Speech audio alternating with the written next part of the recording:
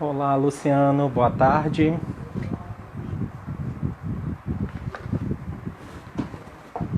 Olá, mãe Terezinha, tudo bem? Olá, Márcio, tudo bem? Deise, Juliana, boa tarde. Deixa eu convidar aqui. Deise, eu vou te mandar já o convite. Olá, Júlia. Oi, Deise, Oi, tudo bom, tudo Antônio? bem? Tá me ouvindo bem? Tudo certinho? Tô sim, você tá me ouvindo bem? Também. Tá ótimo. Oi, Gretel, boa tarde. As pessoas estão Oi, entrando aqui pessoal. na Fabiana. Pessoal que está entrando, vocês estão nos vendo, ouvindo? Deixa eu só ver. Isso mesmo, Fabiana, eu estou reparando que eu estou com um pouquinho de eco. Daisy, você me escuta com eco ou não? Não, escuto bem claro, mas no finalzinho, assim, parece que dá um. Só um pouquinho, né? Gente, mas eu vou falar É, muito pouco. Hoje é o dia, né, que a gente tem que escutar a professora Daisy. Eu vou fazer só uma breve apresentação aqui do projeto e da nossa convidada. E aí não vou atrapalhar tanto com esse eco. São coisas de live, né? Bem, então boa tarde a todo mundo que está aqui nos acompanhando, o pessoal que ainda vai entrar. Essa é a 14ª live desse projeto Conversas sobre Ensino de Línguas, em que eu, Antônio, professor de língua espanhola do CAP, da UFRJ e também do Programa de Letras Neolatinas, convido pesquisadores, colegas, linguistas aplicados para falar sobre as suas pesquisas ou temas de interesse da minha disciplina ou da nossa área.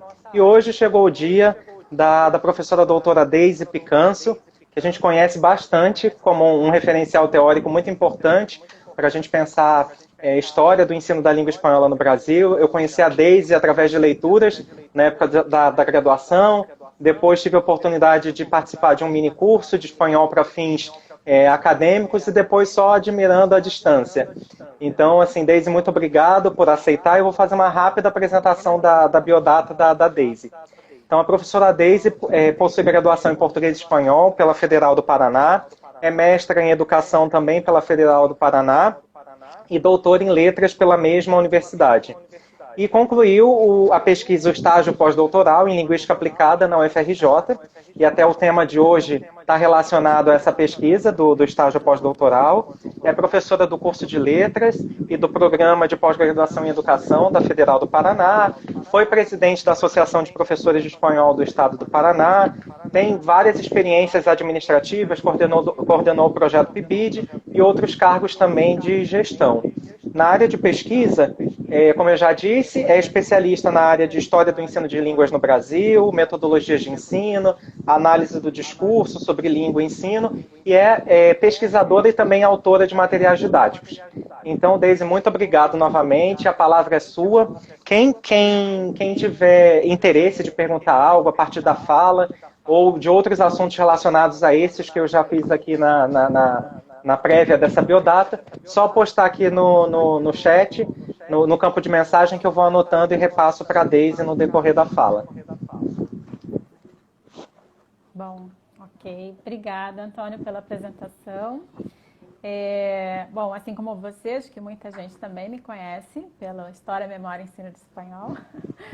E eu continuo pesquisando e trabalhando com história de ensino, mas a gente vai diversificando um pouco as nossas inserções, né? Então eu vou falar um pouquinho sobre esse projeto e como eu cheguei nele. Diversidade linguística e cultural nos livros didáticos. Eu comecei a perceber, lendo projetos, participando de bancas, né, de mestrado, doutorado, que há uma tônica principalmente nos trabalhos que trabalham com a questão da diversidade, interculturalidade, uma certa centralização e um apagamento da diversidade cultural nos livros, em especial os livros mais comerciais, de editoras transnacionais.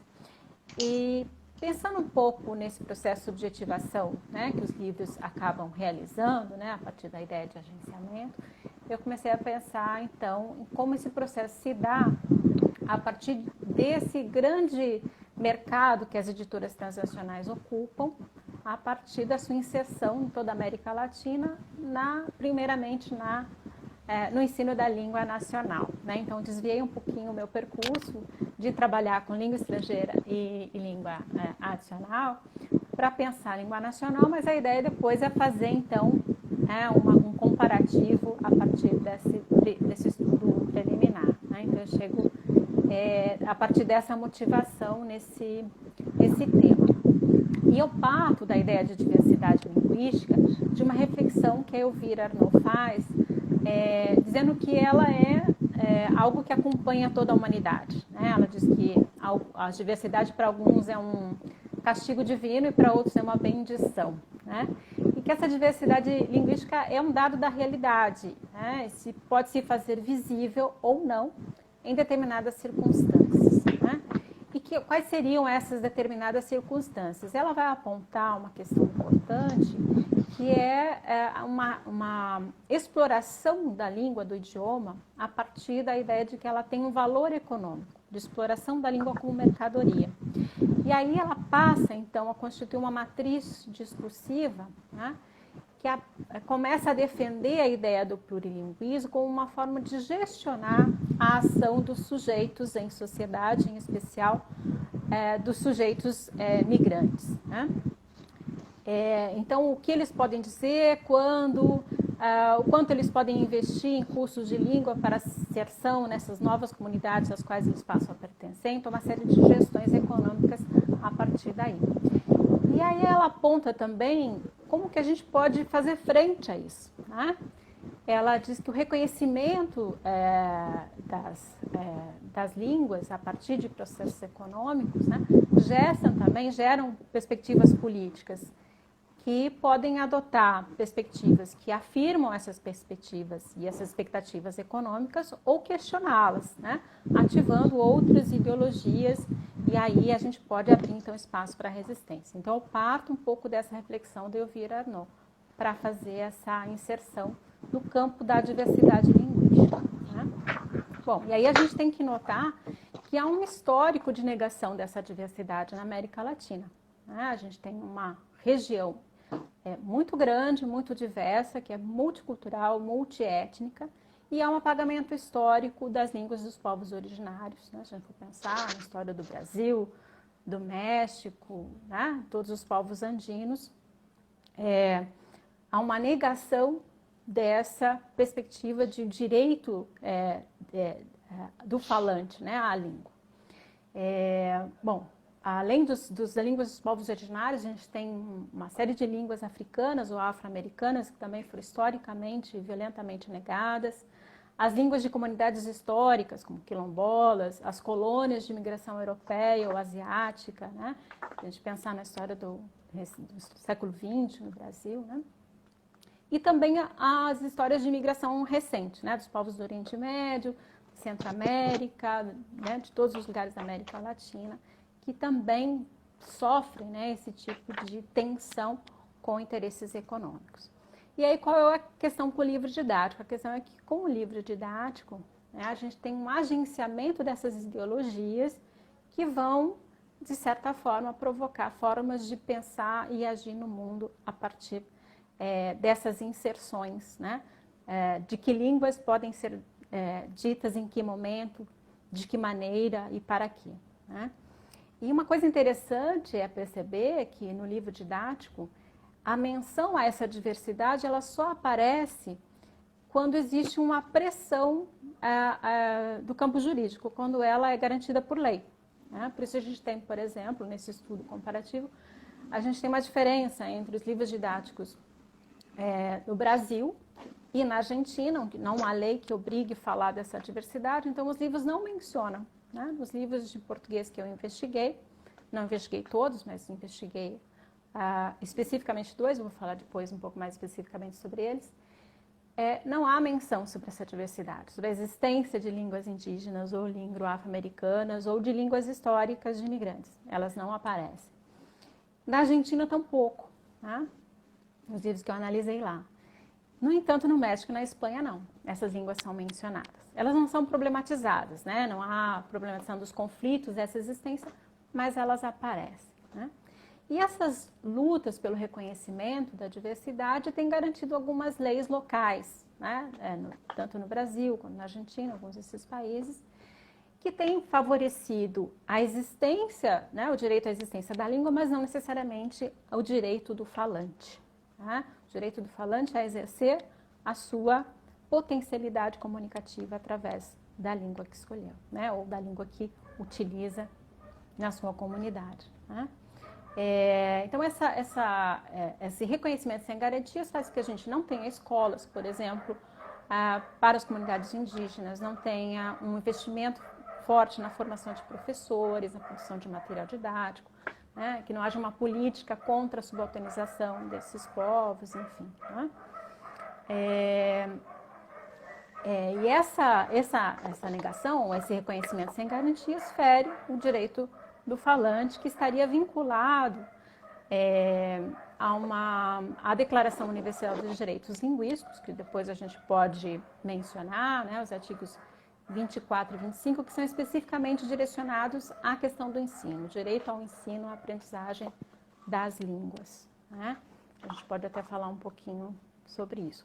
Mas essas normativas jurídicas sobre as línguas, elas têm um referencial europeu, né? Porque a Declaração Universal ela surgiu primeiramente para, de certa forma, proteger as comunidades de falantes de línguas na Europa, né? E depois acabou se estendendo, né? O seu uso acabou se estendendo, sendo aplicado a outras regiões do planeta. Então, esse referencial, nem sempre ele é adequado à nossa realidade, né? Na América Latina, onde a gente tem muitas línguas que ainda estão sendo reconhecidas na sua existência, porque esses povos muitas vezes não tiveram contato, né? Com as comunidades acadêmicas, científicas que fazem a sistematização das suas línguas. Então, é uma realidade bastante diferente da realidade vivida na Europa. Né? E eu gosto, então, para a gente pensar essa ideia de diversidade de uma maneira mais crítica, de trazer uma perspectiva que o Boaventura Sousa Santos propõe, que é a ideia de um multilinguismo, ou um plurilinguismo, se a gente for pensar que a gente está falando mais do falante, não da língua, que é do multilinguismo emancipatório. O que seria esse multilinguismo emancipatório? Uma perspectiva de se reconhecer que há uma diversidade interna em todas as culturas e em todas as línguas. E, portanto, reconhecendo isso, a gente abre espaço para a resistência a essas tensões econômicas de apagamento, de homogeneização, né? E também para o reconhecimento da igualdade na diferença, né? A possibilidade da gente ter espaços de atuação que sejam trazidos, né, e protagonizados por essas comunidades. Então, essa consciência linguística estaria também vinculada a questionamento de alguns centros de referência, como a própria RAI, as associações, né, acadêmicas de línguas que fazem um tensionamento também nessa perspectiva. Né? As diplomações, né, a relação de mercado com reconhecimento internacional, são essas tensões que eu acho importante da gente pensar na diversidade. Então, a partir daí que eu venho propor, então, a ideia de a gente pensar diversidade nos livros didáticos. Né? Não sei se você tem alguma questão, Antônio. Não, assim, eu já anotei aqui muitas né? falas, muitas observações suas, mas assim, só queria destacar assim, aspectos já importantes, né, assim, que você já trouxe para nós um pouco essa visão de ideologia linguística, né, língua como mercado, que eu acho que isso vai voltar, vai aparecer na sua fala, e principalmente, assim, a extensão do seu corpus, né, assim, de pensar esses livros e essas políticas, de uma certa forma, linguísticas, educacionais, nesses países que você apontou e de como elas acabam criando uma concepção de língua talvez diferente, né? Talvez países que têm um protagonismo maior, uma política talvez mais assertiva em relação a essas tensões, assim, a imagem de ensino, de uma certa forma, e outros que ainda precisam, de uma certa forma, caminhar ou criar talvez uma ideologia mais próxima daquilo que a gente acredita. Alguém está falando com meu microfone? Deixa eu ver. Tá dando ainda interferência. O eco eu acho que sumiu. Tentar colocar aqui no outro. Ah, tá. Mas ao mesmo tempo, assim, também achei muito, muito interessante quando você fala de um tratamento, de uma abordagem diferenciada em relação a esse tema da diversidade. Que acaba sendo um tema recente em termos de política, se a gente pensar nos editais do PNLD, mas ao mesmo tempo temos avanço, mas de uma certa forma já uma preocupação de como esse tema vai configurar de agora em diante, né? Tendo em vista a BNCC e a problemática desse documento, talvez um novo documento de reforma das licenciaturas, sendo que o de 2015 abriu espaço para a diversidade e os assuntos que estão dentro desse bloco, diversidade, que são vários, mas ao mesmo tempo essas novas orientações curriculares também mostram talvez um retrocesso, um apagamento de alguns temas, como você também colocou, né? Um certo silenciamento de novo. Sim, eu parto um pouco dessas preocupações que a Elvira traz, né, desse tensionamento econômico, para a gente pensar esse processo de mercantilização da língua, né, como uma agenda econômica importante de grandes grupos empresariais, né, que, de certa forma, acionam o Estado para que ele sirva aos seus interesses. Então, a gente tem várias reformas educacionais na América Latina que vão acontecer a partir da década de 90, que vão favorecer a esses interesses. E a gente tem cada vez mais um enxugamento, né, do aparato educacional, uma transferência de recursos para o setor privado. Então, se a gente pensar em toda a política do PNLD, embora a gente tenha muitos avanços no PNLD, porque a gente conquistou na comunidade acadêmica um respeito, um reconhecimento, para junto com a educação básica, né, os professores da escola básica, fazer a avaliação desses materiais, para que eles pudessem chegar nas escolas, a gente também tem uma transferência de produção para o setor privado. Embora muitos autores sejam autores que sejam professores, como eu, muitos colegas nossos que sejam, né, docentes formadores, de certa forma, quem acaba ganhando muito são essas grandes corporações empresariais, né? E claro que a gente tem que pensar nesse tensionamento qual é a agenda final, né? Elas estão cumprindo uma agenda do Banco Mundial de desenvolvimento que passa a ver a escola como uma empresa que tem que produzir resultados, né? Que é a noção de desenvolvimento que o Banco Mundial preconiza. Então, a gente vai ter uma atenção para ver uma homogeneização curricular. E essa homogeneização leva a um enxugamento, a retirada do espanhol e dos artigos que permitiam a diversidade linguística, né? A oferta de outras línguas nas escolas, a partir dos centros de línguas e outras formas de existência dessa oferta nos vários estados, esse dispositivo acaba caindo por uma pressão dessa agenda que vem sendo cumprida desde a década de 90. Né?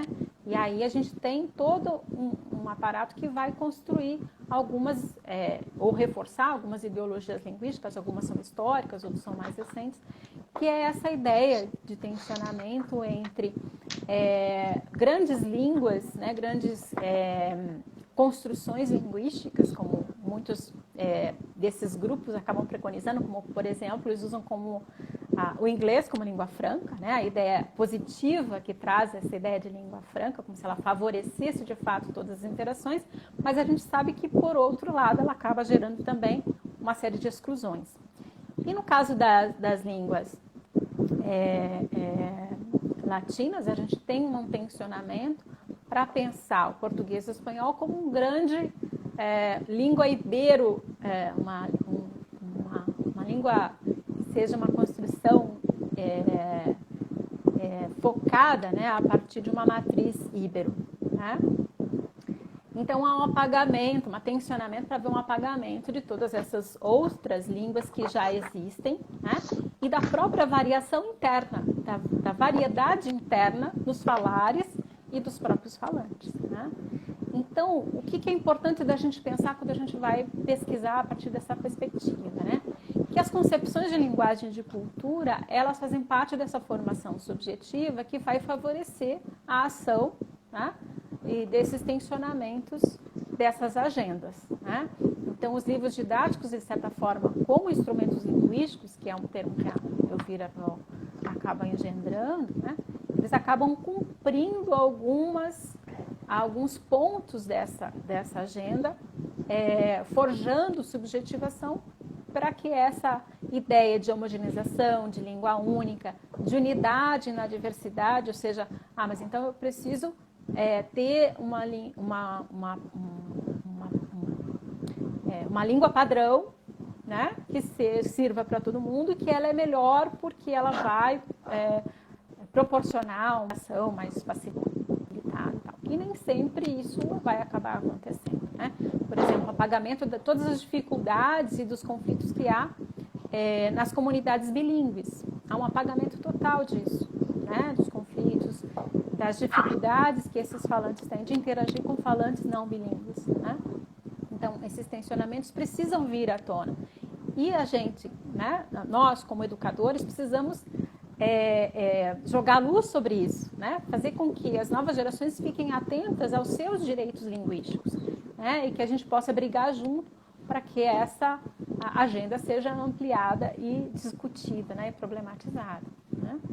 Então, o livro didático ele passa a ser um agenciador de subjetividades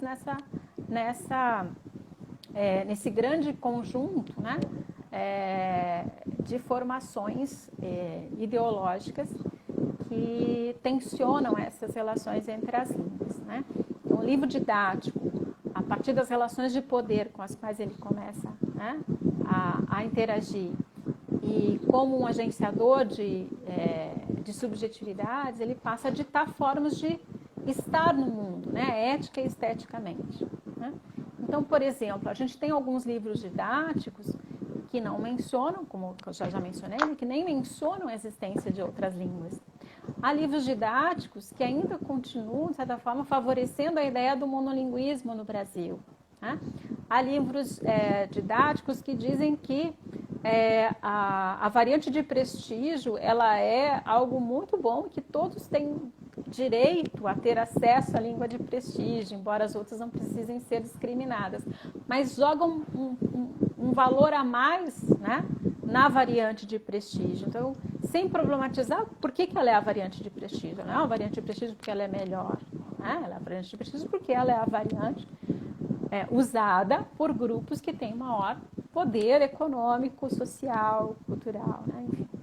Então, essas questões precisam ser problematizadas, né? Então, é isso que eu fui buscar, né? Pensar o livro didático e a língua a partir dessa outra dimensão, e não só apenas na dimensão mais das ações de sala de aula, das metodologias, embora a gente vá chegar nisso também, necessariamente, né? Deise, nós temos aqui na verdade, uma pergunta, um comentário. O primeiro da Luiziane, que a contextualizou que nesse momento de pandemia está tendo acesso a cursos, como você também está acompanhando, né, de capacitação, alguns chamam capacitação, outros chamam de reflexão, mas de fato ela percebe que pouca coisa mudou. Então, assim, na visão dela, as conserterias, os escritórios, né, as embaixadas, as editoras espanholas chegam a vender de uma certa forma um discurso de diversidade, mas ainda há muito silenciamento. Então, a Luiziane de Santa Catarina faz uma pergunta para você de que fatores levariam a pensar dessa forma.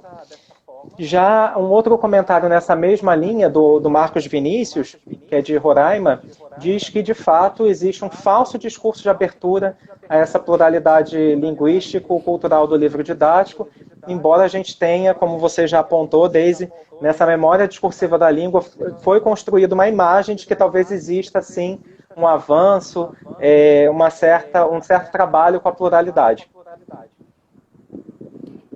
Então, o que a gente percebe, né? Nesse tensionamento, no questionamento e nas conquistas de algumas comunidades, o que acaba acontecendo? Essa agenda acaba se apropriando disso, dessas demandas sociais, e vai incorporar, então, a diversidade a partir do guarda-chuva da ideia de unidade. Então, a unidade na diversidade, que é o lema da RAI, né? E que também está nos livros didáticos de língua portuguesa, né? Quando vai pensar as relações do Brasil e de Portugal, que são os grandes centros, né, difusores da língua portuguesa, na relação com os países, principalmente os países africanos luso-falantes. Então, a gente vê que, de fato, há uma abertura, hipoteticamente, para essa pluralidade, mas ela é capturada por essa ideia, né, de que é preciso haver alguém que organize essa bagunça, né? Então, alguém vai organizar essa bagunça. Então, há um centro que vai organizar e dizer, não, mas tem que haver um padrão geral que todo mundo vai falar e todo mundo vai se beneficiar. Só que esse benefício nem sempre é distribuído de maneira igualitária. E os conflitos, eles são minimizados numa perspectiva conciliatória. Então, a ideia de língua franca, de um pan-hispanismo, né, de uma unidade na diversidade luso-falante, tudo isso vai criando essa ideia, né, de que a gente tem uma abertura, mas ela é conciliatória, porque ela vai dizer, olha, todo mundo vai ganhar, tal. Mas ela não explicita, de fato, quem tá ganhando com tudo isso. Por exemplo, se eu vou pensar na nossa luta pelo FICA espanhol, né? A nossa grande bandeira, né, dos últimos 2 anos aí, com a reforma do ensino médio, né? A gente não pode ter partir para a ideia de uma maneira ingênua de achar que a gente vai ganhar com os mesmos argumentos que o mercado tem, né? Que, por exemplo, a língua espanhola é a língua comercialmente mais falada no mundo. Esses grandes centros já sabem disso, já exploram isso. Por isso, eles oferecem todas as soluções possíveis, né? Esses grandes centros, a partir da iniciativa privada, vão oferecer livros didáticos, sistemas de ensino, sistemas de formação de professores, transferindo para a iniciativa privada uma preocupação que deveria ser na relação do Estado de fomentar a relação das universidades com a escola básica, né? Como responsáveis pela formação cidadã, né? Então, a gente vai tendo essa transferência e, junto com ela, uma transferência de recursos. Então, esse silenciamento, né, que os colegas percebem é exatamente essa captura da ideia de plurilinguismo por essa agenda que vai promover essa homogeneização, essa padronização a partir desses grandes centros e não a partir das demandas das comunidades. Diga. Não, tem um outro comentário da Fabiana do Rio de Janeiro que mostra que essa discussão que às vezes a gente acha que já superou, né, em relação a um único espanhol, ainda está muito presente, principalmente nas representações de alunos e professores, da existência ainda de um espanhol homogêneo, universal, que acaba ainda, segundo ela coloca, como uma crença que ainda existe por parte ainda de professores e estudantes. Isso é muito forte, né? Parece que é uma coisa dessa tradição, né, ibérica. Então, muito forte no português e muito forte no espanhol, né? E a gente vai ter nessa apropriação dessas ideologias linguísticas nos livros didáticos, uma apropriação metonímica da noção de diversidade a partir da noção de variação linguística. Então, toda a diversidade linguística estaria representada na ideia de variação. Só que a variação não dá conta de falar da diversidade linguística, né? Ou pelo menos não dá conta para falar disso se a gente não mencionar que, para além da variação interna das línguas, né, existe a variedade de falares dentro de uma mesma comunidade, né, de línguas históricas e de falantes bilíngues, trilíngues, que transitam nessas comunidades, né? Então, essa apropriação metonímica e esse apagamento, ele está muito presente na nossa tradição que vem, né, principalmente das ações descentralizadoras, né, que vem da nossa colonização, que foi muito centralizadora de Portugal em relação ao Brasil, né? E da Espanha em relação aos países hispano-americanos, não foi centralizadora no poder, a gente teve uma divisão maior do território, né? Mas a gente manteve, do ponto de vista da língua, uma força muito grande, que é a força dessa ideia de unidade que vem na existência da própria academia, né? E que, de certa forma, acaba coordenando o trabalho de todas as outras associações, todas as outras academias, né? Linguísticas, né? Então, a gente ainda mantém essa... a gente é refém ainda desse centro, né? Numa perspectiva bakhtiniana, né? A gente poderia dizer que essas forças centrípetas, né? Que nos movem para esse centro, para essa única forma de dizer, esse monolinguismo, né? Que acaba nos atingindo, né? Isso faz com que a gente tenha muitos livros didáticos que não têm conexão com a realidade do aluno, né? São livros que não se conectam com o que eles vivem na realidade, né? E a gente tem muita dificuldade como professor de fazer essa mediação, né? E muitos autores têm mencionado que essa ação, né, muito financiada, né, por interesses econômicos, estaria de alguma forma recriando, né, uma ação colonizadora, né, um neocolonialismo a partir desses objetos culturais, né, e o livro didático seria um deles.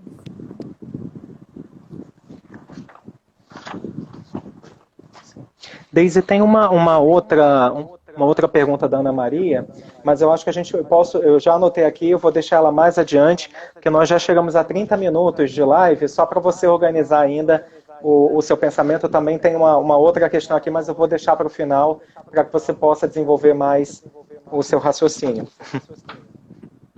Tá ótimo. Bom, então, algumas coisas importantes para a gente pensar, né? Primeiro, né, pensar nesses livros didáticos. Então, esse estudo comparativo vai nos possibilitar pensar se existe e como é que se dá essa homogeneização curricular, né? Então, uma das perspectivas, né, já que tem sido bastante discutidas, é transferir a noção de formação a partir de competências e habilidades, e não mais de saberes e conhecimentos sendo construídos, né, pelos formadores e pelos estudantes, né? Então, essa seria uma forma de promover essa homogeneização, né? E essa grande expansão editorial, né? Duas editoras, que são as duas editoras que eu escolhi para estudar, que é a SM e a Santillana, elas estão em toda a América Latina, né? Na Espanha e em toda a América Latina. E muito forte, em especial, no Brasil, na Argentina e no México, né? São grandes impérios que atuam não só na área de línguas, mas em todas as áreas do conhecimento, né? E se a gente for olhar, comparando, né, falando um pouquinho mais sobre a minha pesquisa, essa apropriação metonímica da noção de diversidade a partir da noção de variação, ela está presente em todos esses, nos 4 países, né, da mesma forma. Então, essa noção de variação, ela é apresentada sempre na faixa ali, que seria correspondente ao primeiro ano do ensino médio, né? Embora tenha diferenças dos sistemas educacionais desses países, mais ou menos corresponde àquela faixa dos 15 anos, né? E essa noção é apresentada, então, para os estudantes nessa faixa etária, né? Mais ou menos da mesma forma. Então, a variação ela é apresentada muito focada na variação lexical, na variação histórica. Estamos pensando esse deslocamento histórico, de certa forma, ele apaga o conflito, porque se falava assim, mas hoje já não se fala mais, então resolveu o problema, né? A variação social, ela é trabalhada a partir da noção da especialização profissional, e a situacional, ela é resolvida a partir da noção de variante de prestígio, né, da norma padrão, que precisa ser assimilada por todos, porque ela vai beneficiar a todos. Então, essa homogeneização, ela vai aparecendo, a gente vai cavocando, ela vai aparecendo. Então, eu percebi que nas obras publicadas por essas duas grandes empresas, né, transnacionais, a SM e a Santillana, que fazem parte de grupos empresariais muito maiores, por exemplo, a Santillana, que também é dona da Moderna hoje, e da Richemont, ela faz parte do grupo Prisa, que é dono do El País, do Le Monde, né, de uma série de empresas da área de entretenimento e de cultura que vão produzir produtos para que a gente seja consumidor, né? E então, o que a gente vai perceber nos livros didáticos é que os autores passam a evitar esses conflitos, ou são orientados a evitar esses conflitos por essas orientações, ou porque também, muitas vezes, o próprio processo de avaliação e de seleção do material didático também, de certa forma, induz muitos editores, né, a solicitar aos autores que evitem os conflitos, as polêmicas, para evitar problemas na avaliação, né? Porque ficar refém de uma interpretação de um avaliador, né, é correr um risco. Então, se evitam todos os processos de problemização, de constituição de um certo protagonismo do estudante, né, na apropriação desses conhecimentos linguísticos, eles vão ser evitados. Então, a gente chega aí nos procedimentos didáticos que acaba sendo muito de transmissão de conteúdo e muito menos de construção de saberes e de construção de conhecimento, né?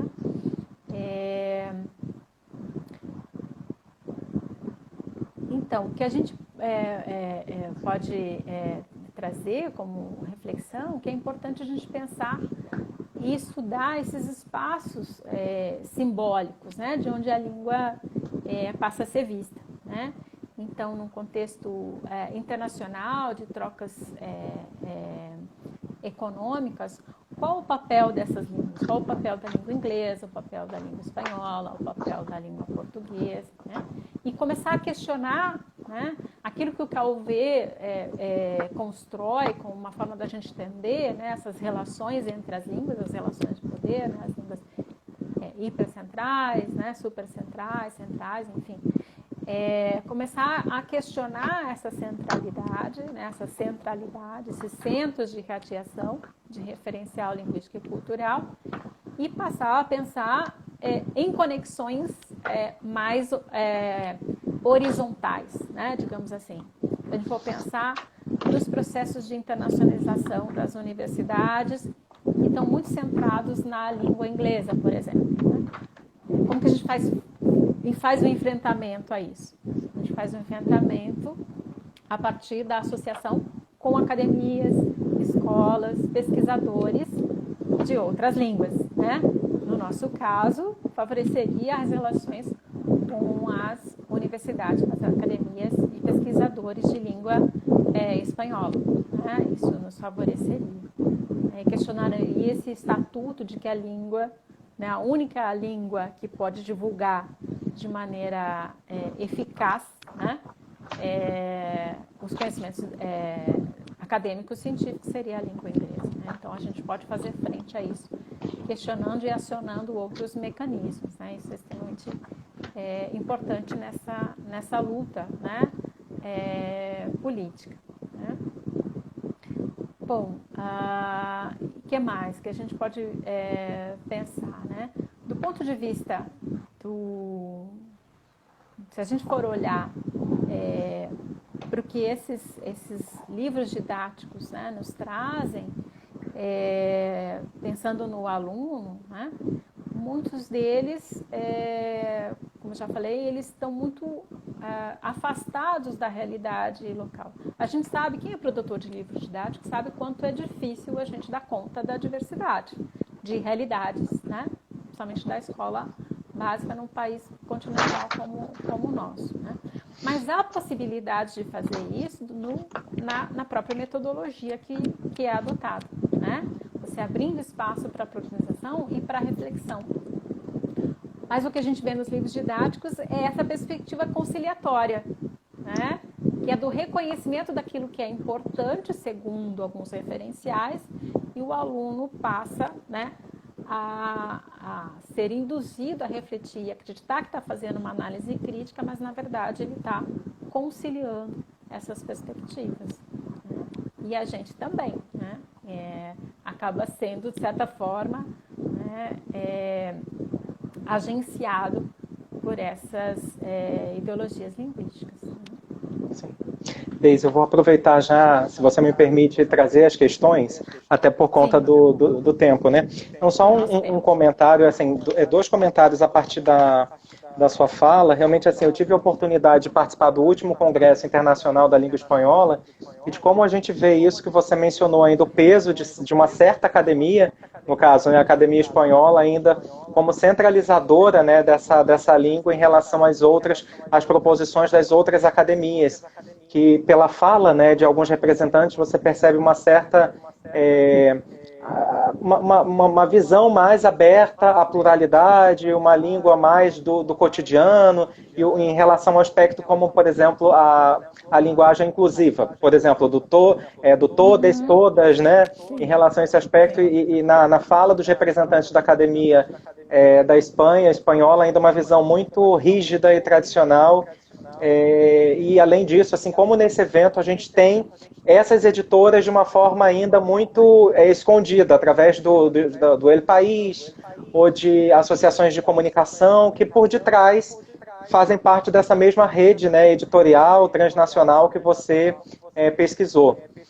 Um outro comentário vai no sentido de, bem, nós professores que usamos livros didáticos ou não somos especialistas em livros didáticos, acreditamos, de uma certa forma, que avançamos, mas no fundo você mostra, né, como uma pesquisadora e autora também de materiais didáticos, que há muito ainda que acaba sendo ali uma maquiagem e no fundo, na verdade, a gente acabou não avançando, ou às vezes o próprio governo de um determinado país, já que você também analisou de pelo menos 3 ou 4, acaba vendendo sim o seu currículo, né, para essas editoras estrangeiras, e elas acabam ali presentes de uma certa forma nesses documentos. No Rio de Janeiro a gente teve um caso muito específico no ano de 2012, no município do Rio de Janeiro, que isso aconteceu. Mas, assim, lendo um texto seu, assim, eu acho que você deixa isso muito marcado na proposta da BNCC como aquele documento que acaba sendo rígido e flexível ao mesmo tempo. Você possibilita ali várias concepções de livro didático naquela proposta ali que foi pautada, né, para pensar o ensino de algumas disciplinas. Então, ao mesmo tempo que o documento traz algumas imposições, ele é flexível em relação a algumas concepções para que talvez vários livros se encaixem ali naquela proposta de currículo que é oferecida ali para os professores, né? Vou trazer aqui, então, são perguntas, mas alguns comentários também. Da Ana Maria, do início, assim, ela fez um comentário em relação a como o livro didático influencia a abordagem do professor e que, de uma certa forma, coloca ele numa camisa de força para não ter ali um aspecto mais autônomo, de liberdade, para pensar outros contextos. Nessa linha também de contextos, o Luciano, que é do Acre, que está no Rio de Janeiro, também na Linguística Aplicada, fazendo o seu doutorado, ele traz essa questão das culturas de fronteiras. Até que ponto, talvez, a BNCC e essa perspectiva intercultural está presente ou não na BNCC, se a BNCC abre possibilidade para esse olhar também da diversidade, das culturas de fronteira. E o Márcio, do Piauí, voltou a uma questão, de novo, daquela dicotomia espanhol, peninsular e americano, que está presente no livro didático, mas, na sua opinião, se você acha que essa problematização ainda precária se impossibilita o avanço do debate e a diversidade linguística. Então, foram essas as questões, as últimas que apareceram aqui. Ok. Então, falar um pouquinho sobre essa questão do livro didático, né? como que o livro didático acaba, de certa forma, conduzindo ou induzindo o trabalho do professor, né? O Benito Escolano, ele vai falar da presença do livro didático como uma das invariantes pedagógicas, né? Ou seja, de uma forma ou de outra, o livro didático está sempre presente, ou o material didático, né? Ele está sempre presente. Por isso a gente tem essa relação, né? Tensa com esse material, porque ao mesmo tempo ele nos facilita, e nessa facilitação é que a gente acaba entrando, né, muitas vezes sem perceber de forma crítica, em algumas perspectivas teóricas, né, ideológicas que esse livro acaba trazendo, né? O livro didático passou a ser pensado como um objeto importante na promoção do desenvolvimento econômico a partir da década de 90. Né? Então, ele passa a ser pensado pelo Banco Mundial como uma peça-chave no combate à pobreza e à desigualdade social. Né? E é o livro didático que vai, segundo esses economistas, na verdade, que vão propor diretrizes para a educação, é o livro didático que vai, de certa forma, ser o veículo do currículo, desse currículo mais homogeneizador que promove a eficácia da escola. Então, a escola passa a ser pensada como uma empresa que deve produzir resultados. Então, se a gente for pensar em muitos livros didáticos, editoras, se vocês entrarem no site dessas editoras, elas vão falar em gestão de aprendizagem, né? Elas vão falar gestão do desempenho do aluno, gestão de sala de aula, né? E o livro didático, ele vai, de certa forma, né, conformar a atuação do professor a partir desse ideário de produzir resultados, né? Então, o que a gente tem, ao mesmo tempo, é um objeto sobrevalorizado. Então, você tem um investimento muito grande do Banco Mundial e dos governos, a partir da década de 90, na produção do livro didático, ou melhor, na aquisição do livro didático, porque a produção é transferida para a iniciativa privada, né? Esse know-how vai ser pensado a partir da iniciativa privada, que vai contratar profissionais, enfim, né? Mas há pouco investimento na formação do professor, porque uma das diretrizes do Banco Mundial para a educação é investir na formação em serviço e menos na formação inicial. Então, você tem um enxugamento das escolas, né, das faculdades de formação, você tem um enxugamento do próprio quadro de professores nas escolas, né, um enxugamento do currículo, para quê? Para que a escola seja mais eficiente na produção de resultados. Menos diversidade produz mais homogeneização, que pode ser gestionada de uma maneira muito mais eficiente nessa perspectiva de desenvolvimento. Então, o livro didático acaba sendo uma peça-chave, né? E vai ser feito um investimento muito grande no livro didático. Por isso que a gente hoje é muito refém desse objeto. Porque nós somos levados a acreditar que sem o livro didático não há escola. E, na verdade, a escola é muito mais do que o livro didático. O saber pode ser construído de outras formas. Ele vem para dentro da sala de aula de várias formas, né? Através do aluno, do professor, do educador, do técnico, do zelador da escola. Né? Sim. Bom, e aquela questão da BNCC, né? A BNCC é esse documento que a gente conhece que nos feriu bastante, né? Nos feriu quase de morte, no caso do espanhol, que abre a possibilidade da oferta, né, prioritária da língua espanhola, quando houver condições, que a gente sabe que é muito difícil, porque mesmo com a 11.161 a gente não tinha as melhores condições de oferta da língua espanhola, mas ela abre essas possibilidades, como o colega falou, essa questão da interculturalidade. A questão da BNCC é que ela captura muitos dos discursos que nós defendemos nos últimos anos para fazer a crítica a uma escola tradicional, ela captura essa terminologia acaba criando uma nuvem, né, sem pouco aprofundamento nesses temas. Então, ela fala de interculturalidade, mas qual é a perspectiva de interculturalidade? Fala de letramento, mas qual é a perspectiva de letramento? Ela fala até em criticidade, mas qual é a perspectiva crítica, né? Qual é a expectativa, né, de formação, né, desse documento, né? Então, a gente pode, sim, a partir dessa pulverização que a BNCC faz, dessa terminologia, desses conceitos, criar nossos espaços de atuação e de crítica, sim, né? A gente tem que ser suficientemente, digamos, atentos, né, a esses espaços para fazer o nosso trabalho acontecer, né? Para fazer a crítica e avançar. Deise, como nós chegamos aos 50 minutos, eu queria abrir aqui um espaço só para dar alguns informes e indicações de leitura da professora Deise. Depois a gente retoma aqui a conversa. Então, primeiro eu queria fazer um lembrete das próximas lives, no caso da próxima semana, da quarta-feira, dia 17, com o professor Dr. Ricardo Santix, que é sobre o uso do celular no cotidiano escolar. E na sexta-feira, dia 19, com a professora doutora Isadora Gregolin, uso emergencial de tecnologias digitais e perspectivas do período pós-pandemia. Então, na próxima semana teremos 2 lives. Como indicação de leitura da professora Deise, não há como deixar de citar o seu livro, que está aqui, foi muito usado já, que é História e Memória e Ensino de Espanhol.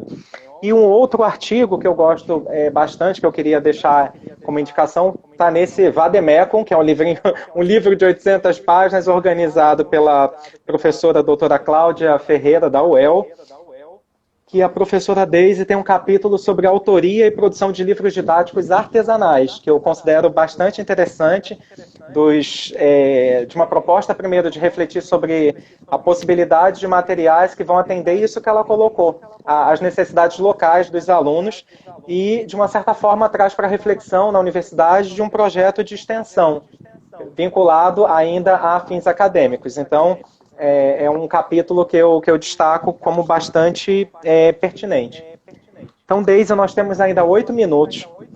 Tinha uma questão que eu anotei, que eu queria perguntar para você, ou talvez pedir que você comentasse um pouquinho para nós, e aí também já é o momento, porque quando chega aos 60 minutos a gente acaba caindo, dessa visão que você colocou desse novo colonialismo espanhol.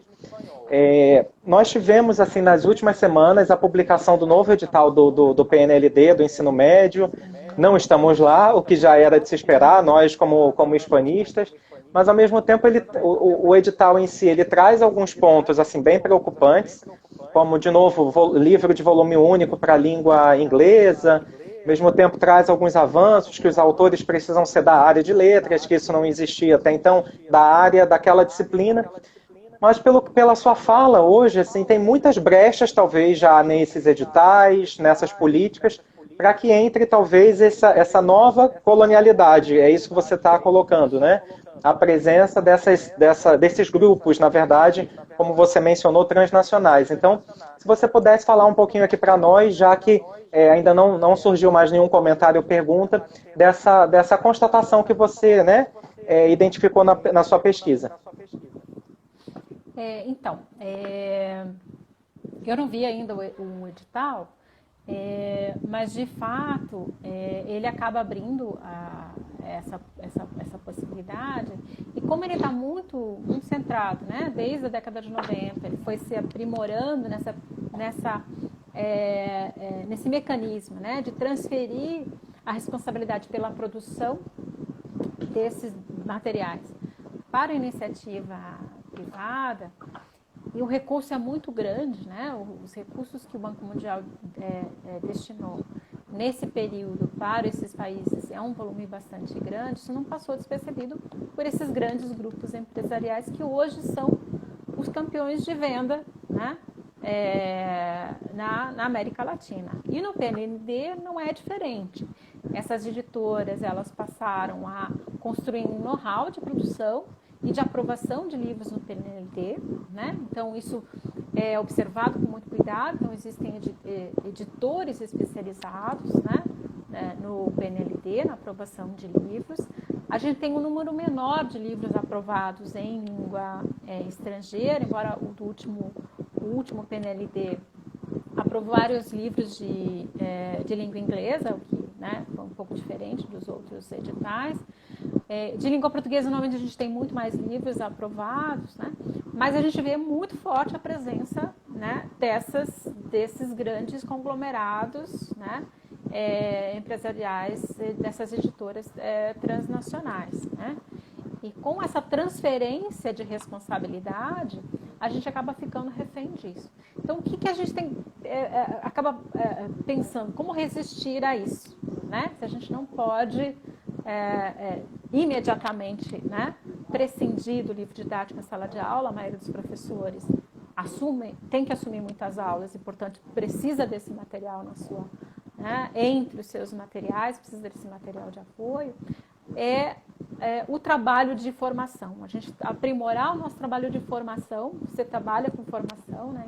Então a gente sabe do grande desafio que é fazer com que o professor que sai, né, recém-formado, e mesmo o professor com o qual a gente tem contato, né, nos trabalhos de formação continuada, que ele possa ter cada vez mais autonomia e uma relação crítica com esse material, para que ele possa inserir outros elementos, fazer junto com o aluno a crítica ao material, ao livro didático. Se a gente for pensar, por exemplo, livro de língua inglesa, a gente sabe também que tem os mesmos problemas que a gente está colocando aqui, né?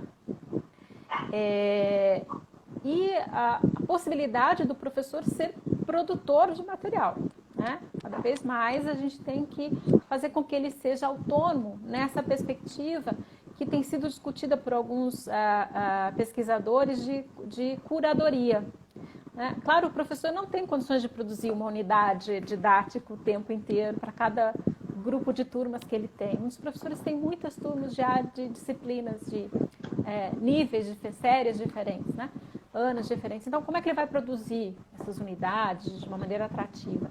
Então, a ideia da gente pensar, talvez, na formação inicial e continuada, de formar esse professor para fazer curadoria de material de forma crítica, né? Eu tenho pensado muito nisso, isso vem de uma discussão das perspectivas de ensino de língua portuguesa, né?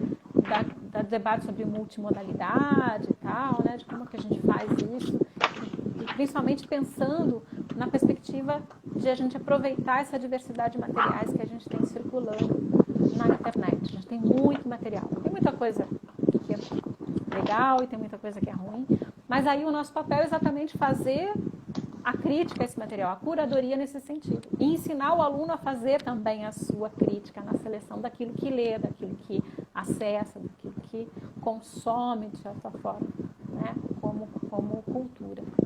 Então, eu acho que a nossa contribuição vai um pouco nesse sentido, né, como pesquisadores e como formadores.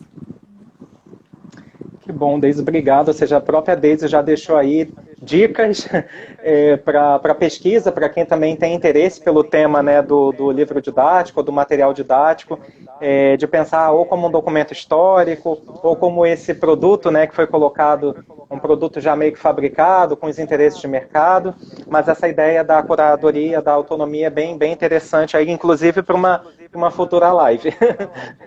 Né? Desde eu só queria deixar registrado que eu acabei não comentando no início, a professora Aparecida de Jesus entrou, estava presente, mandou uma saudação para você e para mim, então estou mandando aqui um beijinho para ela. Como nós temos já 1 minuto, eu só vou reforçar o meu agradecimento, Deise, por você ter compartilhado o seu conhecimento aqui conosco, os resultados da sua pesquisa, que logo, com certeza, a gente vai ter possibilidade também de ter esse texto para poder ler com calma. Sim, isso mesmo. Mas eu é que agradeço o convite e essa interlocução. A gente está num momento muito delicado, né? Todo mundo meio encerrado em suas casas, muitos trabalhando, mas a possibilidade de a gente ter essa interlocução é muito valiosa, né? Vamos cair. Já apareceu cair, aqui, né? A mensagem. Um beijo para todo mundo. Mas é muito valioso. Obrigado pela presença. Obrigado, gente. Tchau, tchau. Obrigado, Deise. Tchau, tchau.